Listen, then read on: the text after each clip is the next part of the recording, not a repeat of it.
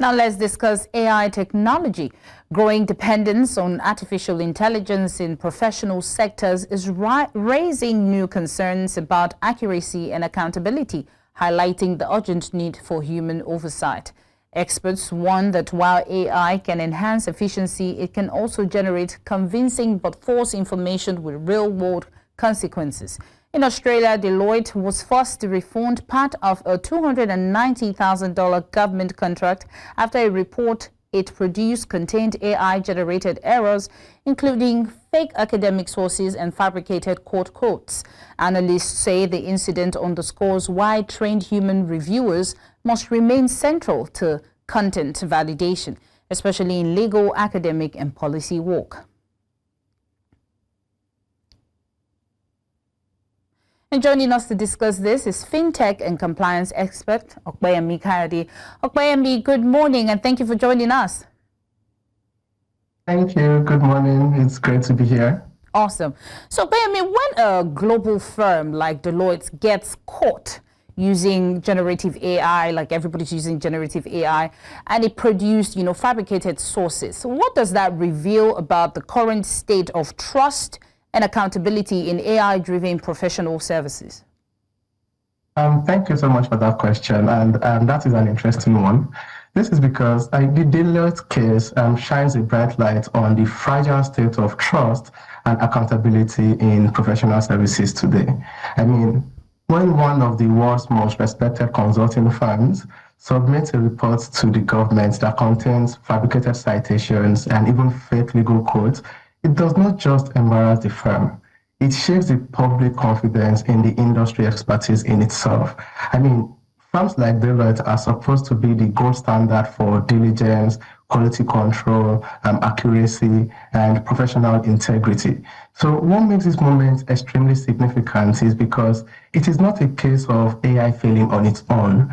It's a case of humans failing to maintain oversight. I mean, as we all know, generative AI would produce languages, it would produce contexts that are wrong, and then we need humans to do the verification, to do the veracity of the content and ensure that there is a lot of ownership and responsibility by real people. So what this is telling us is that professional services firms and even other industries are adopting AI faster than they are building safeguards and building governance processes and building cultural norms to ensure that it is used responsibly.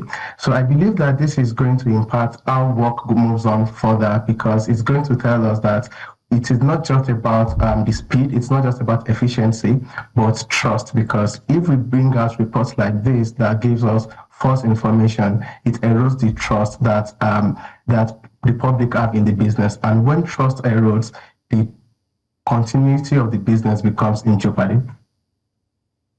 Right. So, Opeyemi, with all you've said, do you think this incident will accelerate the introduction of clearer AI governance frameworks within, firms and by regulators? And what should effective oversight look like now? Oh, definitely. And interestingly, that is where the problem is. Incidents like this are like catalysts, and then they ensure that everybody wakes up and start doing what they should have done even before incidents like this happen. For example, Deloitte itself has responded with like AI governance roadmap that would urges companies to build in formal oversight structures for the use of AI. Now, effective oversight is not just about having policies or creating a document that tells people this is what you should do. I believe that effective AI governance would involve 3 different levels. And the first would be, yes, developing the internal policies, where we are not only ensuring someone reviews what is being done, it also ensures that there is the explainability and there's the documentation of the use of AI at every stage of the project or document presentation. And the second would then be bringing in independent audit mechanisms that ensures we're able to verify the integrity of the data, we're able to track the sources, we're able to ensure that the outputs meet professional standards. And lastly, which will be the third element, would be the regulatory frameworks. I mean, we currently have the European Union AI Act, we have the NIST AI risk management framework in the US. NIST is the National Institute for Standards and Technology. And what these are trying to do is they are trying to enforce explainability of the use of AI, because gone are those days when AI can now work as a black box. The algorithm that inform everything that AI is doing has to be plain and explainable. And then the users of the AI, say for example, consulting firms, need to then get to a point where they're able to explain and document the use of AI in the project and also in the reports they are sending out to the clients and users of the reports. Right. So clearly we see that everybody is using AI, even financial firms. They already use AI for, risk scoring, fraud detection and compliance. What lessons should fintech and financial institutions take from this case to avoid, reputational and, regulatory damage? Oh, this is a very big wake-up call for everybody. Right. And there is this belief that, this cannot happen to me. But if this can happen to a company like Deloitte, best believe it can happen to any company.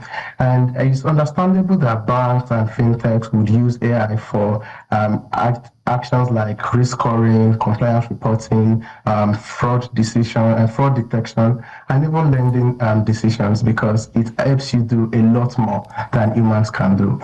But it is important to note that these are high-stake areas where minor errors can have major financial, reputational, regulatory, and even brand consequences. So at this point, the key takeaway for companies, especially banks and fintechs and other adopters of AI, is that AI can never be left unchecked.